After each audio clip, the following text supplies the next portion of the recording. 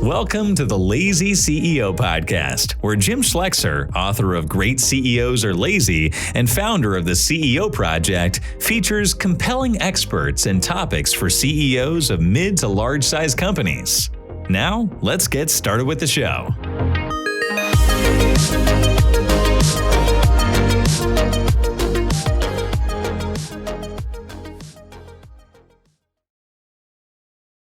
Today, we're going to talk about dealing with unpredictable markets and specifically inflationary markets. And just to celebrate our choice of topic, the Wall Street Journal, it was just announced that the inflation for last month was 7.9%. We've not seen 7.9% for 40 years. So like 80s, early 80s, we were at those numbers and higher. And we have had 40 years of low inflation. And that just changed. Well, changed a couple months ago, but it's real. And I've talked to people, people have probably heard Biden say this is transitory inflation, but I think I mentioned on a prior call, just realize that he is using that in a very technical sense of the word. Economists call transient inflation 18 to 24 months. So when a normal, like I hear transient, I think, oh, a couple of months and we'll be through this. No. 18 to 24 months. So it's a very carefully chosen word in my estimation, but there you go. I think what's we have to realize is that the government wants inflation. That sounds horrible, but they do. And they do because it inflates them out of their debt position, right? They borrow debt at one number, they inflate themselves out, pay with inflated dollars. And that has been, and many programs are not inflation adjusted. And so it allows them to sort of reduce relative spend rate through inflation. It's an age-old approach. They haven't had it. It hasn't been true for 40 years, but for a very long time, that was one of the fundamental sort of mixed view of inflation by government agencies of, oh, horrible inflation. Gee, we get to play with it, pay all our debt with inflated dollars. That's a good thing. So, while you're going to hear messages around, we're against inflation, we're doing everything to cut it. The real answer is they've got a mixed view of this. Okay. I'm not saying anybody's going to do anything to keep inflation going. I'm just saying there's a mixed view of it from a governmental point of view. So let's talk for a second about the do nothing answer, because I'm going to get into the what can you do. So if you do nothing about this environment, well, it's transitory. It's going to pass. No big deal.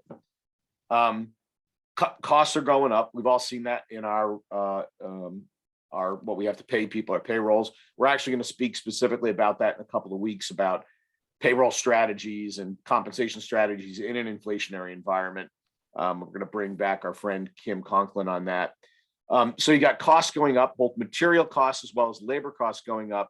And if you're not doing anything, your prices are remaining the same, and you just are going to get caught in the squeeze. Margin is going to shrink, profit is going to shrink. And, this is obviously a long-term problem for survivability. So this is literally a survival question. This is not, in the short term, it's a make less money question. In the long term, it's a survival question, particularly if inflation carries on at this rate, or heaven forbid, it increases to the rates we saw in the early 80s, where it was double-digit inflation for extended periods of time. No model, no matter how good your model is, you cannot withstand that without making moves. So I'm going to say that there really is no choice here but to make moves on both the cost side and on the price side. The other thing is, if you have any debt, this is an environment that banks get really nervous. Like if they weren't nervous enough already, they're going to get more nervous in this environment in terms of coverage ratio and financial stability and your outlook and your numbers. And so plan on more and in-depth conversations with your bank to the point where they may, and I've seen this in inflationary periods, they've withdrawn from certain sectors because they don't like them anymore, whatever that means, all right? Meaning they don't like the risk profile in that market anymore, and they exit them 100%. And you can be current, no violation, technical or otherwise, and they'll pull your note. And so it can happen.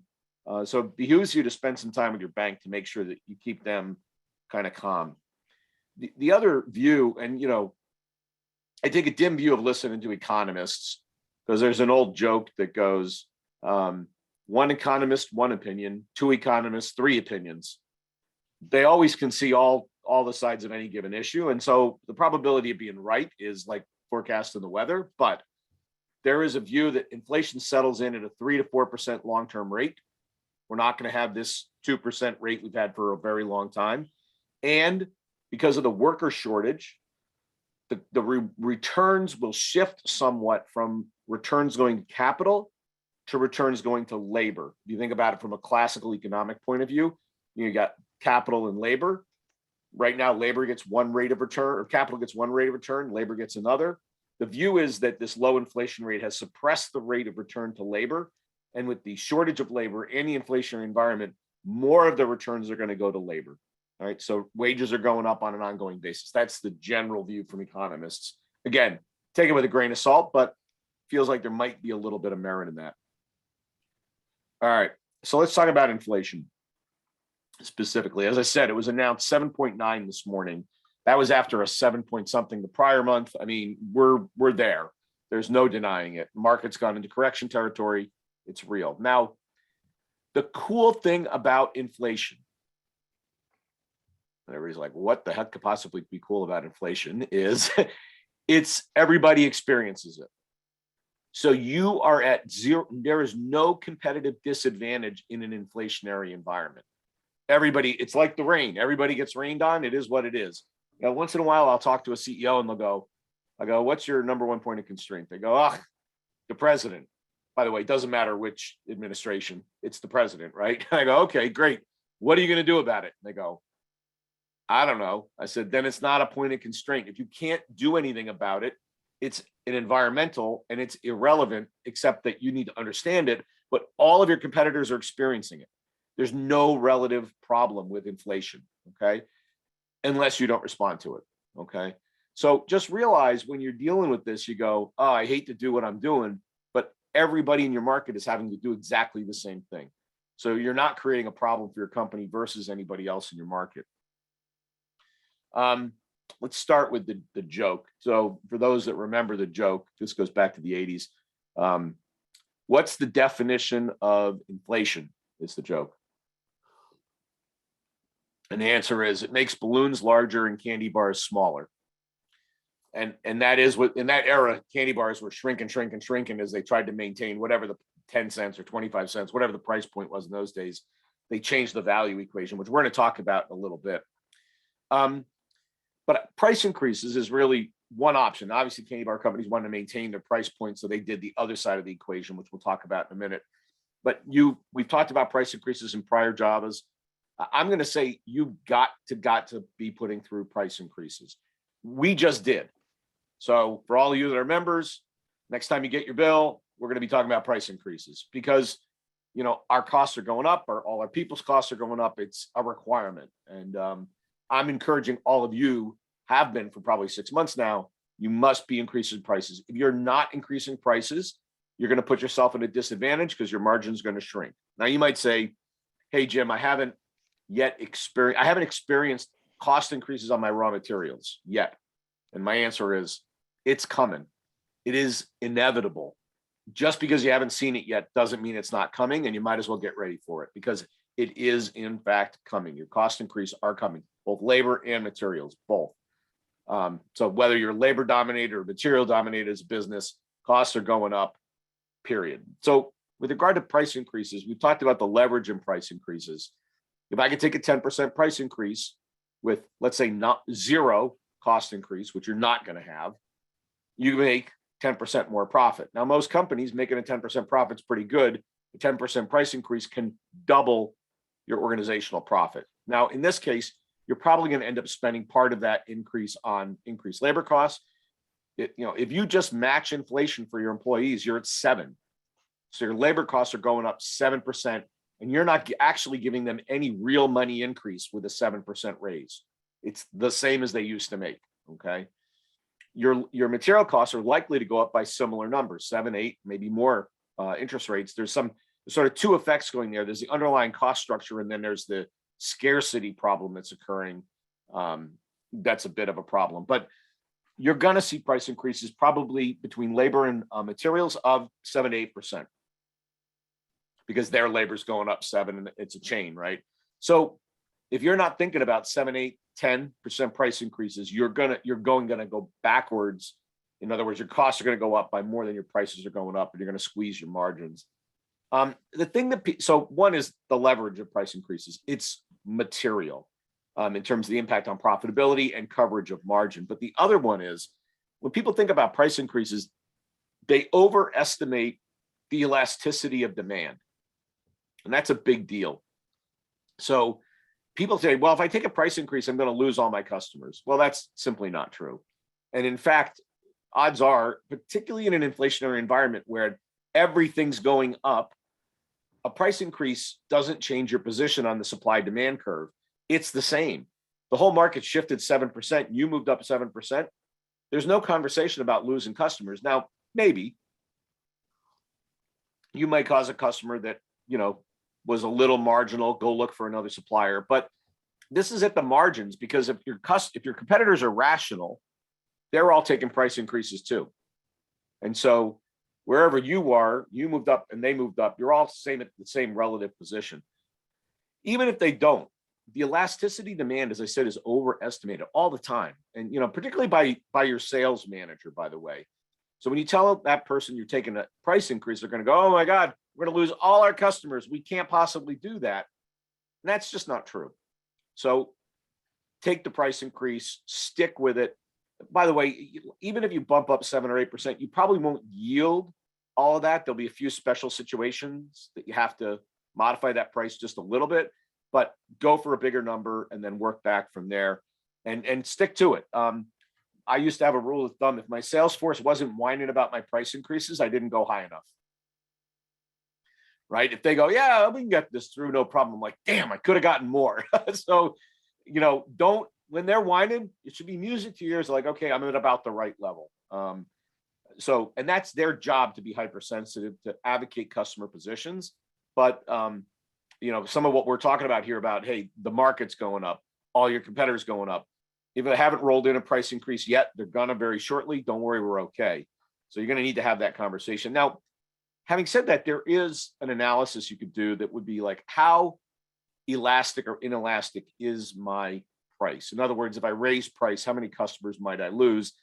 And this goes back to Porter 5 Forces. So he talks about how you analyze a competitive environment. But the easy one is, how many customers are there? Lots or little? Lots is better, right? Because they don't have pricing power when there's lots. When there's a few, so I had one market where I was selling to the ILEX, Verizon, AT&T, and so forth, Bell South. And I had like 4 customers. My pricing power was very limited with 4 customers because they were so gigantic. They dominated my revenue. I had limited options. Automotive suppliers have a similar problem. There are only a few options of where you're going to go. And so I didn't have pricing power with them. On the other side, you want to look at your suppliers. When you're thinking about them bringing price increases to you, how many options do you have in terms of suppliers? If the answer is, I'm picking on Leslie, we got a particular truck body and we've got to have it, then they can almost charge what they have to or want to, and you don't have a lot of options if you've got to have that product. And so look at both sides. Do I have pricing power with my customers? Do they have a lot of options for suppliers like me? Or am I kind of the only game in town, or one of a couple? Or are there 100 people that can do what I do pretty much equivalently?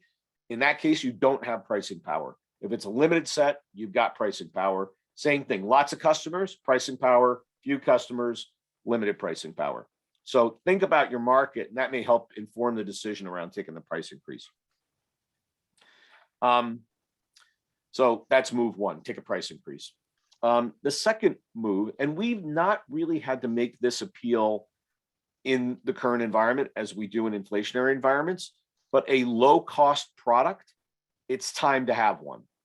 And so I remember I was around in the 80s, and econo was a very popular first, prefix in front of the name of your product, right? So, we've got econo mold, or econo this, or econo board, or econo. And the whole idea was I was trying to position a low cost offer. Now, like the candy bars, we took value out of it. We did it with cheaper products. We didn't do it at the same level engineering specification. If it's a service, they don't get as much of our time, or maybe they get lower end people. They don't get our high end people for that price. But there will be price buyers in this market that go, hey, I used to not be okay with sacrificing some of the value for the money. I wanted all the value and I was willing to pay the money for it. As inflation starts to put pressure on people's wallets, both personally and corporately, they're going to be looking for econo solutions. So if you don't have a low end offering in your product mix, you're going to want to put one in place. One, it's a client acquisition tool against other people. But two, if somebody's thinking about leaving, you have a place to move them down without having to just sacrifice price. You can go, well, look, if you can't afford the primo product, we do have an economy product that may be perfect to meet your needs, right? And it's got this less, this less, this less. But if you don't care about those things, it's a perfect solution. And so if you don't have one, you should be thinking about one right now. So an econo product is super important. And generally the appeals that you make, over the last few years, they've been generally image appeals, performance appeals, speed appeals, but they haven't been as much economic appeals in your promotion to customers. And so you may want to think more about, my product saves you money because, my product is economic because, and shifting some of your appeals in that direction. It's probably already true. You just haven't been talking about it very much, right? So, if I have a way of getting something done and it's fairly automated, and historically it would have required or does require people if you don't use my product, you could say, look, we help you save money because you don't need as many people doing that function. They can do another function for you instead, or maybe not be with you. So economic appeals and economic products, both, right? So one is I need to redesign the product. The second is I just need to shift my marketing in a direction towards an economic appeal. That's going to be a big deal as we move forward. And you'll see more and more of that in digital and print and all kinds of advertising, this economic appeals as people wallets. I was talking to a friend of mine, and she's not affluent, and she's already battening down the hatches.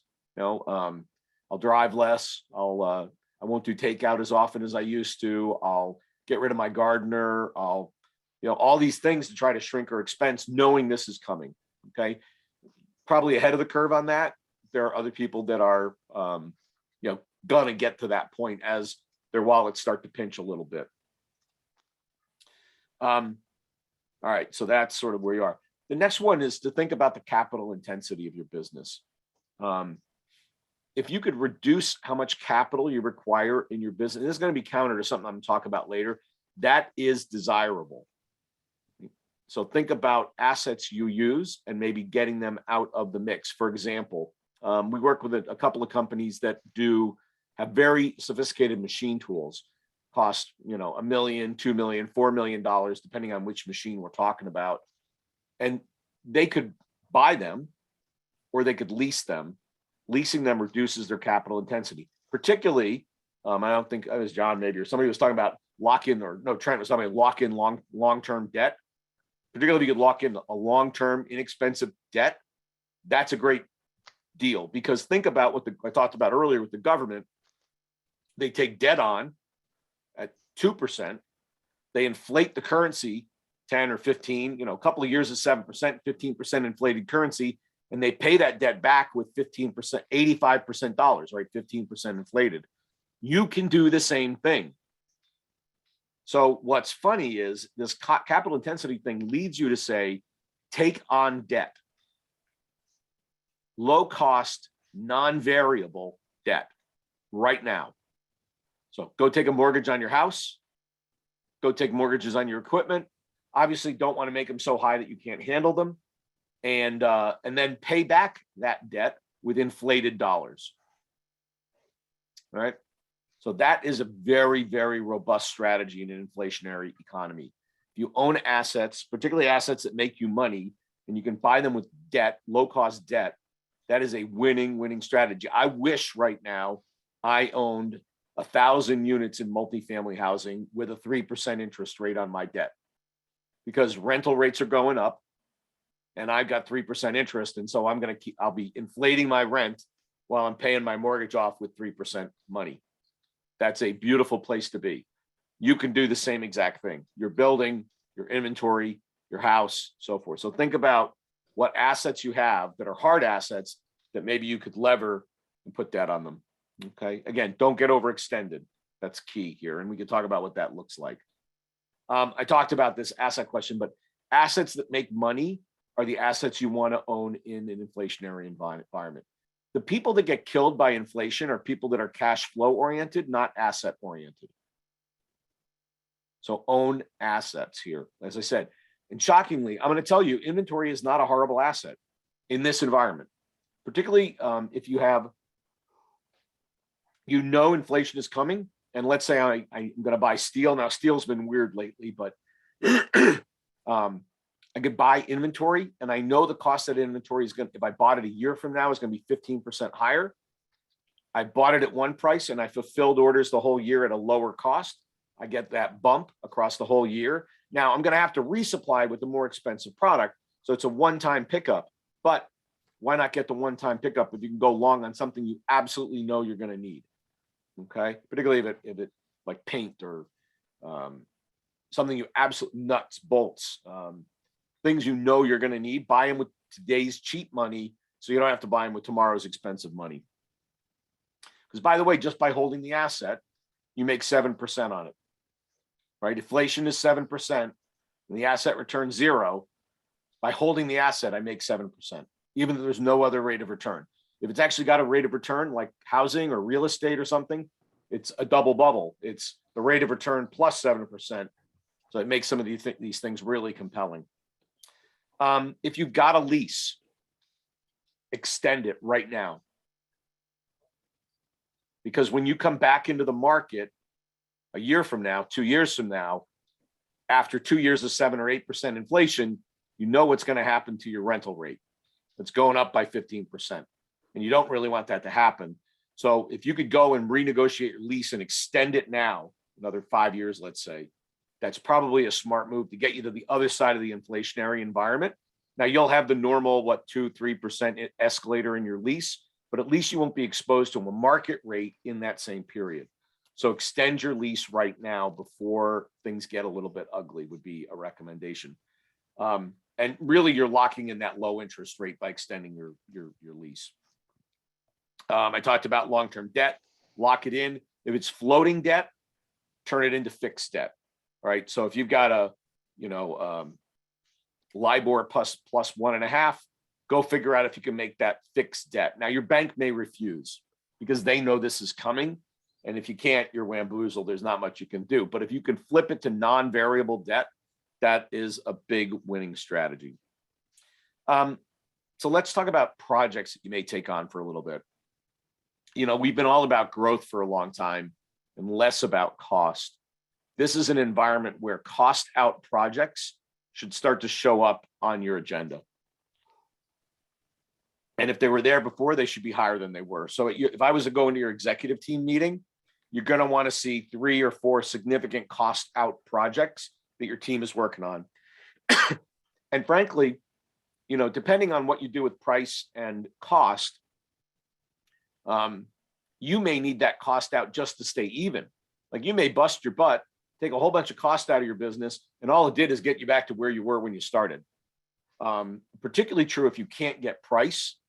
So let's say you're in an environment where there's lots of competitors and they're not fully rational, they're not taking price increases, so you can't take one, then you got to do it on the cost side of the equation, which is way harder. But that means you got to double down and really elevate it as an issue for your management team so that you can get after it and get the result you're after. So cost out projects, that means automation, where there's humans involved, automated, where there's non-value added, eliminated. I'll talk about that in a minute. So cost out projects in your workflow and in the way you deliver to your clients need to be taken on. That I talked about low cost product. So think about your product roadmap. On your product roadmap needs to be, I want to see an econo product on everybody's roadmap. Now, you may or may not ever sell it, but you should have it just in case you do need to sell it. So put an econo product on the roadmap and do the development now so it's in place. The next thing is, as costs start to squeeze like this, strategic projects get squeezed off the agenda, right? We had 3 strategic agenda items. Well, now we got it. One of them is now take costs out of the business. And the second one died because we didn't have the money to do it. In this environment, what you have to do is get really aggressive on cost to make room to preserve your strategic, right? Because we can't go into a shell and just do cost projects and forget our strategic projects. You have to, we talk about this boxing out for basketball players, making room so a guy can move into the room. Same idea. I want to make room in my budget by being more aggressive on cost than I think I need to be, to make room to retain my strategic projects that are going to get me to the future. So you don't want to go through this period, get to the other side of it and go, whew, that was something. Now I better get on some new efforts to grow my business. The people that were able to preserve their strategic, their growth initiatives, when they're going to come out of the other side stronger, while everybody else is playing catch up who only did cost and didn't do this. So box out room and retain your strategic. Don't think about, well, we'll toss that strategic initiative overboard and, there we go. Now, I will say I would take a sharper pencil to my strategic. So there are items that you might have been doing that are a little bit of a flyer and, hey, let's give it a try. Some of those may have to go for some more higher probability initiatives. I'm kind of okay with that, but don't get rid of them entirely. So box out, make room, maintain your strategic. I talked about automation. And reduced human availability. So one of these machine shop companies, we've got hundreds of very sophisticated machines. They're aggressively automating all of their load, unload, inspect processes in that plant right now. And this was driven on 2 reasons. One is the average cost of an employee has jacked up like 30% in the last 2 years. These are for skilled machinists. They are at a premium. You can't find these people. So that's one. And even at that higher rate, you can't find them. So they literally can't get the labor they need to run the factory, and the labor they can find is massively more expensive. And at that point, there's an equation of labor versus automation. When the cost of labor increases to a certain level, automation becomes a more viable option. And so there's probably some things that you thought about automating, either data automation or physical automation or whatever, where you said, hey, this probably doesn't make sense. As labor costs go up and labor availability goes down, automation is going to make a lot more sense for you. The equation is going to shift. And so you're going to want to look at more aggressively at automating things that reduce your dependence on human factors. Okay. And I'm not telling you to get rid of people, although I'm going to get to that in a minute. Just less people needed to continue growing the business is the first element.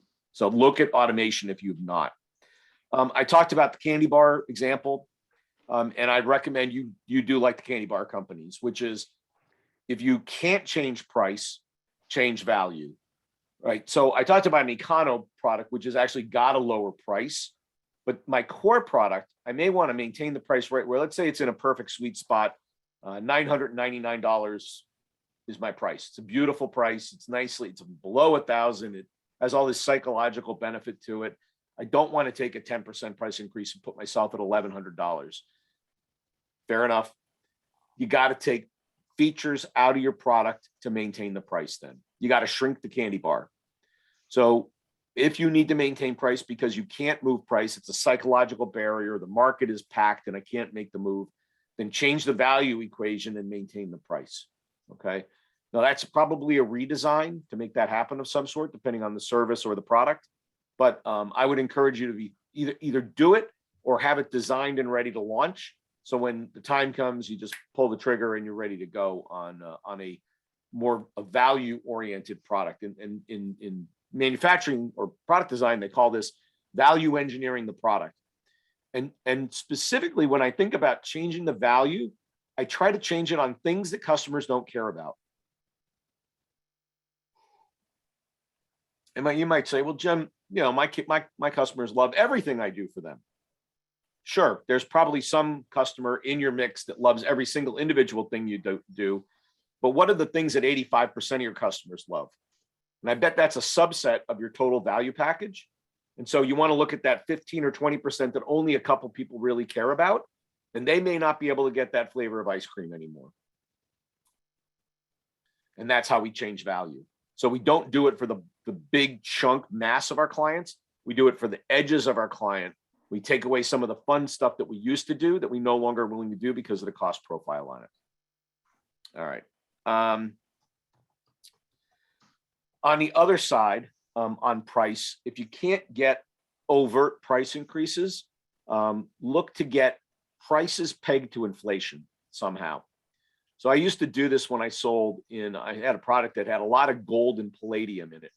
By the way, you know where 85% of the palladium in the world is refined? Ukraine. So palladium's a problem. And a lot of it's mined in Russia, by the way. What has palladium?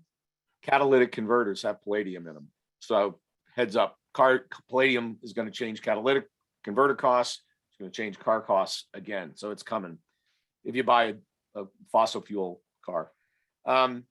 But we put in an element that said, hey, we're going to peg your price to gold or palladium, depending on what was in the product. So we peg it on gold at, $1,000 a gram or an ounce or whatever it was, an ounce, I guess it is. And if it changes, we're going to just factor your price based on the new price. So we were literally recalculating prices every time we shipped. Now, within a band, it didn't change, but once it went outside of that band, we raised prices automatically. It was in the contract. So you may want to think about that and peg it to, inflation rate or something like that and go, look, I could come back and renegotiate every time inflation goes up, or we could just agree to a structure that allows it to float automatically with inflation in some way that makes sense. I'm not saying everybody can get this, but if you can, it's a really sweet deal because then you've sort of automatically fixed your pricing conversation one time and you're done. Now, and inflation never goes down. So it's not like you're gonna have to reduce prices. It's just a matter of how much they might go up over time. And like I said, your leases already have something like this. Most leases have a 2 to 3% automatic price inflation in them. And they did that when, GDP was growing, inflation was 2%. So they had a 1% real money price increase built into the contract. I don't know what they're going to do when there's 7 or 8%. Are they going to build that into the contract? I'm not sure. It's along those lines. Okay, maybe last thing on inflation is supply chain. So those of you that have products that you buy, historically supply chain procurement were little bit underloved departments, if you will.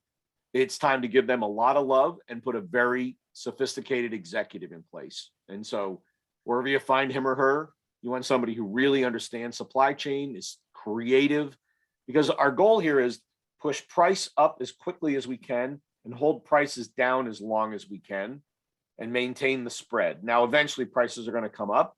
So, the water's coming and your supply person can only keep the water from coming for so long. It's eventually going to hit, but a good one can push that out as further and further and further over time. Now, you got to be careful because you don't want to maintain prices down so long that you damage your supply base because you need them to be there next year. So they've got to make a little bit of money, but you can manage this for an extended period of time if we want to. So supply chain got elevated in importance, should probably have a more senior executive working on it than they used to.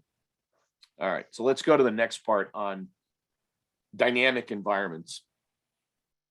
And the big word here is agility. There's a joke about, real quick. I need to go back. There's a good joke. I need to tell the joke because it's a good joke. On taking cost out of processes and so forth. When I'm looking to change the cost of how I do things, right? You want to look for what I call non-value added.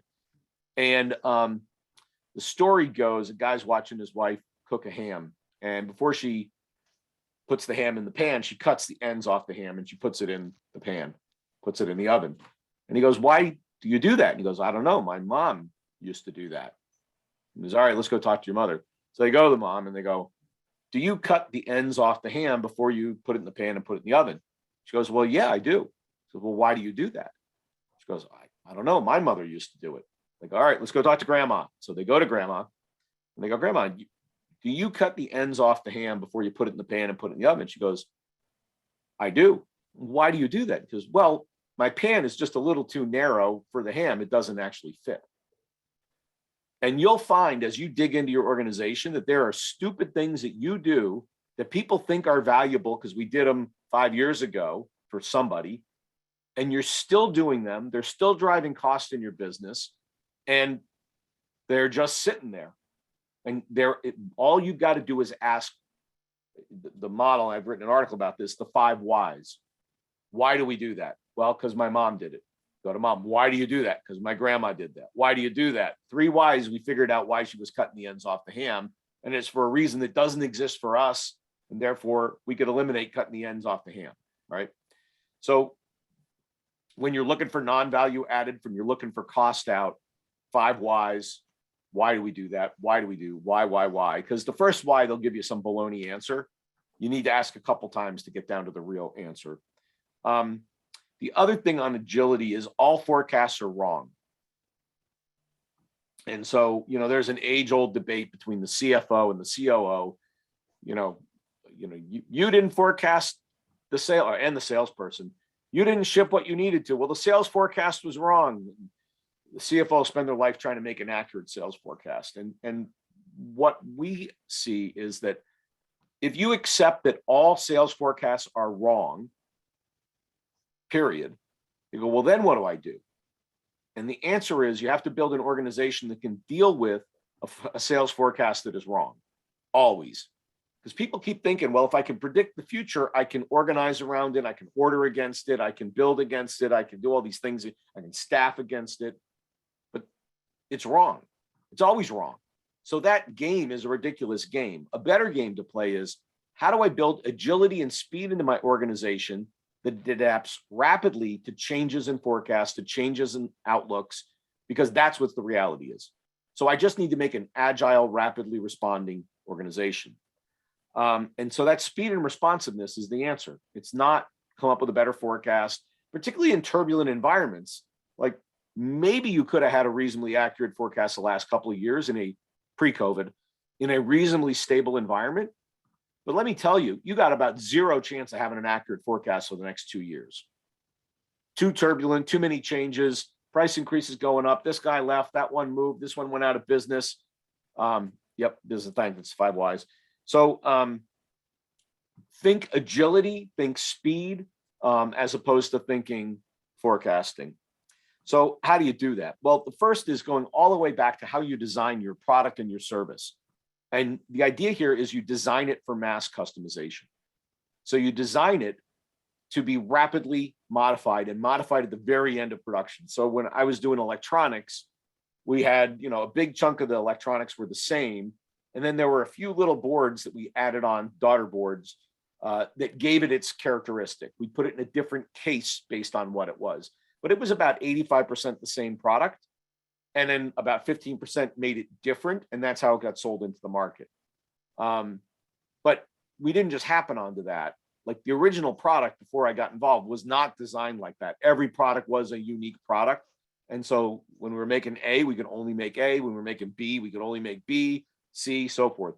And what we turn that into is it's A until we're almost ready to ship it.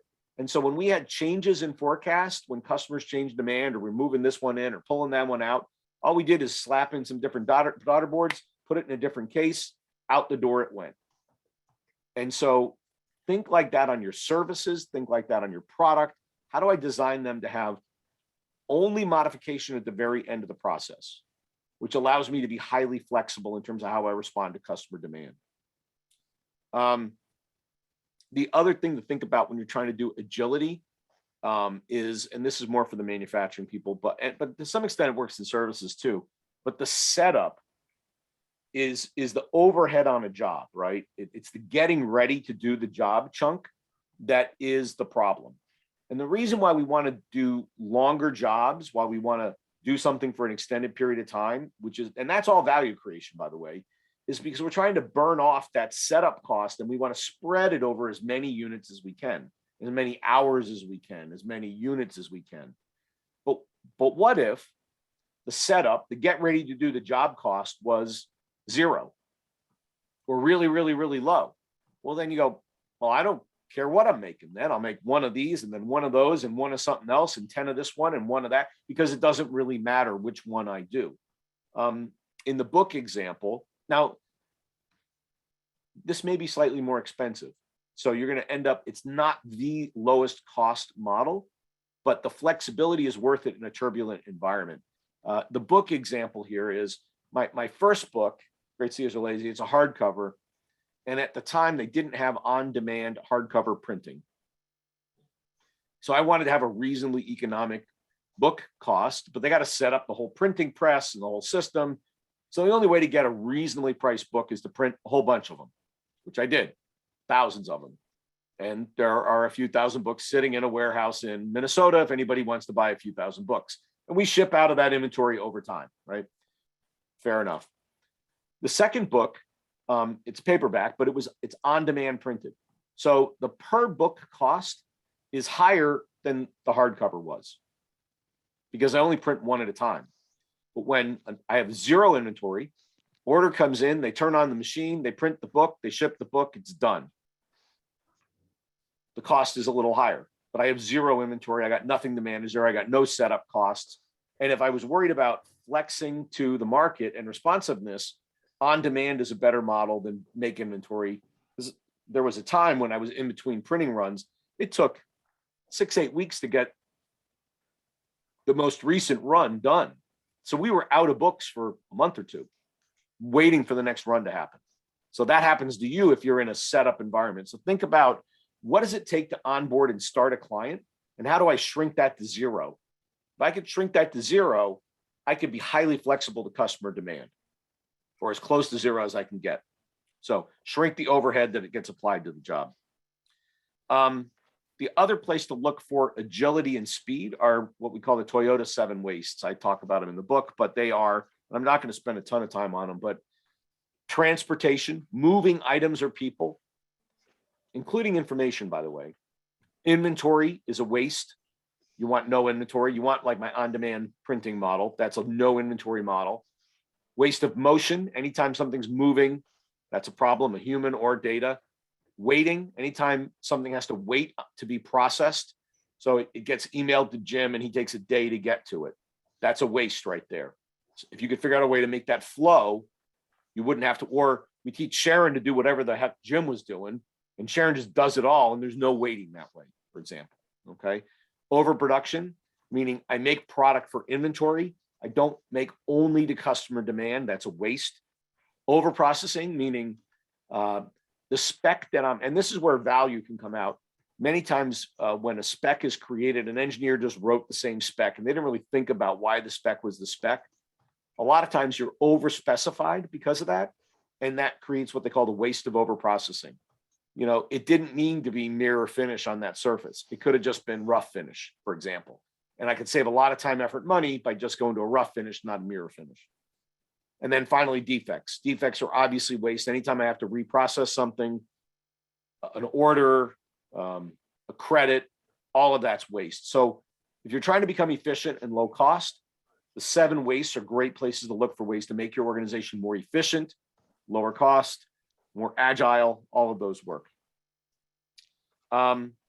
I think maybe just the last topic I'll talk about is change.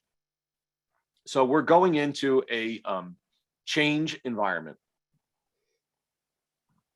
And one of my favorite movies is Wayne's World. And if you remember, the producer comes over to Garth and he goes, Garth, we're going to make a few changes in the show. And Garth zooms in on him and he goes, change, we fear change. That's how your people respond to change. I should have shown the video clip. It's a great clip. So whenever I hear change, I go, change, we fear change. That's how people think.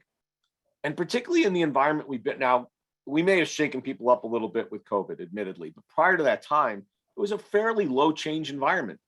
We were at peace, low inflation. I mean, a little bit of craziness going on in Washington, but okay. Fundamentally, reasonable low change environment for a normal human being. We are going to an environment where things are going to change. And let me, I'll get back to this in a minute, but so we need to get people accustomed to changing as leaders. Because if we roll in, hey, we're going to go in and make all these big changes, and you've never made them change before, they're going to have Garth's response to that. But if we start adapting them to change by changing little things, by experimenting, by changing that up, by moving the break room, by whatever we need to do, changing the time of the meeting, by get people used to change on a regular basis, you're going to build resilience to change. And so when you go for big change, they're going to be a little bit more used to change happening. So I'm going to say start dripping on people now with little changes, maybe ones you wanted to make, getting you ready for what are probably some big changes that you're going to make as we navigate this next year or two. Okay. Going back, one of the things that's worth doing here is have a plan B. I didn't talk about it earlier, but let's say things get really ugly. The economy really starts to melt down and revenue drops. GDP goes negative, which hasn't happened in a long time, but it could happen. So negative GDP growth. You need to have a plan B, which might be, how do I save the ship? Which might mean some people go overboard for me to save the ship. And I'm not advocating doing it now. All I'm advocating is have a plan and know when you would actually break glass and pull out emergency plan. Is it down 20%? Is it down 30%? Is it I'm losing money? When do you say, okay, the ship is in trouble, I'm going to have to do a man overboard drill or a woman overboard drill, and some people can't be here that are here right now to save the organization. Okay. So just run through that. What would I do? How deep would I have to go? Who would be on my list? So when the time comes, you don't go, oh, geez, hey guys, let's get together and figure out what to do. You go, nope, I got a plan. I'm going to look at it again, and I know exactly what I want to do. And that would fall into that category of very big change, which maybe you've gotten people a little bit used to. There's a model of change by a guy named Kotter, Kotter. His book is called Leading Change. I'd advocate reading it, or at least reading a summary of it. He has a 7-step change model for large change. This is got too much overhead to be done for small change, but for large change, it's worth looking at it and following the roadmap that he's got there about how you change, how do you execute and lock in major changes to your organization. And it includes building a leading coalition, setting a vision, creating a burning platform of why we can't stay where we are, creating and engineering early wins, and ultimately systematizing the change. So you burn the boats and you can't go back to the old way, right? So, but it's worth looking at Kotter because we are going into a period of change. So if you think you have big change needed, Kotter is a good place to go to read about, to sort of think about how would I deploy that in my organization. And I would drop in, this idea that change is a constant as part of your mantra. As you're talking to people, you go, look, we're going into a high change environment, guys. I don't know what's going to change. I'm just telling you, we're going to have to adapt, and we're going to have to be agile, and we're going to have changes, and some of them will be easy and some of them are going to stink. But if you're super comfy with the status quo, you're going to have to realize that you're not likely to stay there because things are going to change. So just sort of in your voice track, and then in some of those small changes I indicate, start fertilizing the soil. So when you come in with big change, people are ready. So I guess to sum up is it's time to get a little paranoid. And the sooner you get paranoid and start battening down the hatches, like my friend I talked about, I think the better off you're going to be. And if you went a little further than you needed to go, so be it. You'll be in a better position as you come through this and as you come out of it, in terms of price, cost, and so forth, automation, non-value added, all of those things you should be looking at right now. And that's a different mentality, different lens than we've had for the last 10 or 20 years. So with that, we got a few more minutes left. I'll just open it up. I kind of blabbed for a little while there. Questions, comments, thoughts? This affecting your businesses now and in a way that you're observing? I'm wondering if you have any advice for someone who's in like a long-term service provided type contract. The rates have been locked in for 5 years. You got to go break the contract. It's an adult conversation. Buying or selling it, Gene? I should ask that. Selling. Yeah, okay. If it's buying, you go, you don't do anything. If it's selling, you go, you got to go have an adult conversation. You go, hey, listen, you're my partner. I'm your partner. My labor costs went up 7% this year. They're going to go up another 7 next year, just like yours has. I can no longer sell at the price that I've been selling to you. And so we've got to renegotiate this contract so I can continue to provide you. That's the way it is. And they go, screw you. We're not paying anymore. You know, you can't take the contract at a loss. At some point, you got to go, well, then you need to go find somebody else. And, you know, sometimes you got to show them you're ready to walk on a piece of business, as painful as it is, to get their attention, because their first move is going to be no. So I think you have to increase the temperature a little bit. And that may mean escalating. If you're talking to procurement, you may need to go up higher in the organization to get that done. But I think it's an adult conversation and we need to change the contract. Everybody knows what's going on. So they can't, I mean, they can pretend they don't know, but they do. So that'd be my read. Adult conversation, change contract. That's it. That can't Jim, happen. You got to be ready to walk. We've probably renegotiated 10 contracts this year, and like now's the time to do it, right? On sales contracts, Ryan? Yeah, exactly. It's a golden opportunity. How did you do it? How did you get it done? Showed them the numbers, right? And asked them how we're, you know, I mean, for us, we're so heavily steel based, right? That it's hard to argue against 300% input increases. But, you know, they're like Duncan Brands. We just went to them and said, we understand we have a 3-year contract, but, you know, again, let's have an adult conversation. How can we be partners here? And it was really tough last spring, but by last fall, everybody had been beaten over the head so much that it was not as hard as you would think. I think that's a really good point. You're about the 300th provider that came in and said, I got to increase prices. You're not the first at this point. Yeah. Hey, Gene, this hit all the manufacturing people a little earlier than some of y'all are seeing it. So we've been dealing with this for a year and a half. And every single week, we are manufacturer, we build truck bodies and trailers, we sell, and we held our contracts last year for the majority of our big people that just because it was our choice, we could take it, we took it, but no one else did, not one person. And we have had multiple people come to us and you're right, at this point, everyone's so, you know, you're just numb. So it's just, you got to do it. You don't have a choice. Yeah. I've got government contracts though, government services type contracts. That's, you know, we've had to actually. Gene, labor is up and labor's going to keep going up. I mean, you don't want to run a charity, do you? yeah, I don't. You got no choice, man. There's always some son of a bitch in the wings going, oh, I could do it for cheaper. Yeah.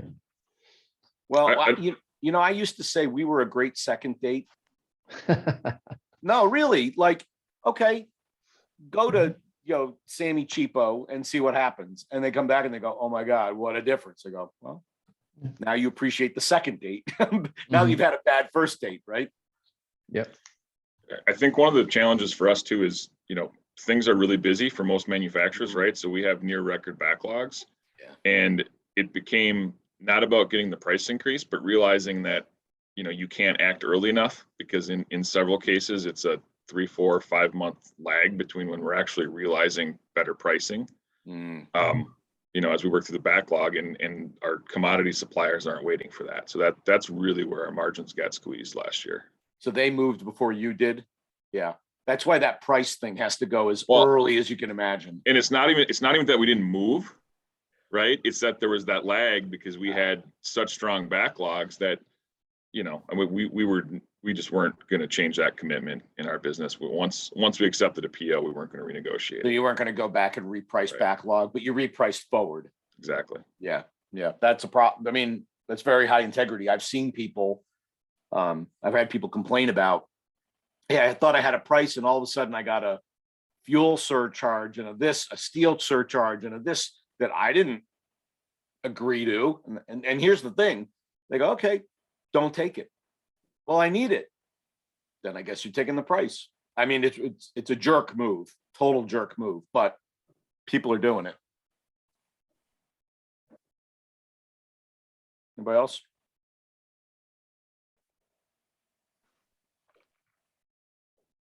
Okay. One more thing, you talked about debt, and one of the things we're struggling with, you know, we have a mortgage that's about $3 million, and we have the cash to pay it off right now, right? But we've had a lot of these conversations about not paying it off. But part part of our trouble is putting the cash to work, right? I mean, like the implementation of our CapEx projects are taking much longer than expected just because of availability of things, right? Yeah. And so that's kind of a real struggle we have right now is we have cash. We think we know how we want to put it to work, but doing it in a timely fashion has just been a struggle. Yeah, because just can't get it. I mean, I think just thinking like a finance guy for a second, if I've got enough cash to pay off the debt, I'm not in a risk position. So your bank's not going to freak. Right. But if I've got 3-4% debt on the mortgage, watch what happens. I mean, I remember money markets, essentially no risk money markets were paying 12% in the 80s. So you got a 3% debt and a 12% or 10% or 8% money market with no risk in it, full liquidity. I'm making 5% on that money just sitting there. Why would I ever pay that note off any earlier than I have to? So I stick to your guns. Don't pay it off.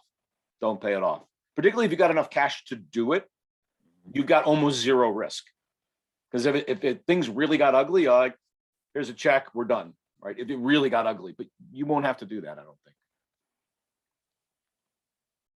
So, yeah. Other comments? All right. Next week, we're going to talk about how to market using LinkedIn. Turns out that's something we have at the CEO Project have learned a lot about. I'd like to say we're slightly above average. And so for those that are interested in how you target clients and how you win and what works and what doesn't work, and we've spent hundreds of thousands of dollars figuring this out, you can learn from all our mistakes next week. So we'll see you on Java next week, hopefully. All righty. Bye, everybody. This podcast is brought to you by the CEO Project.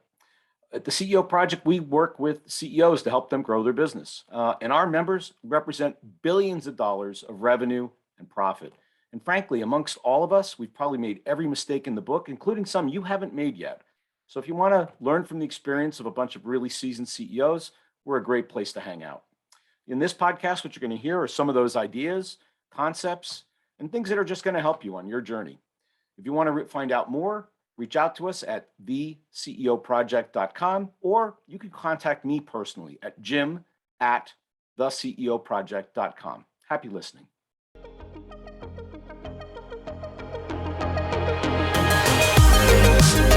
Thanks for listening to the Lazy CEO Podcast. We'll see you next time, and be sure to click subscribe to get future episodes, and check out our website, www.theceoproject.com.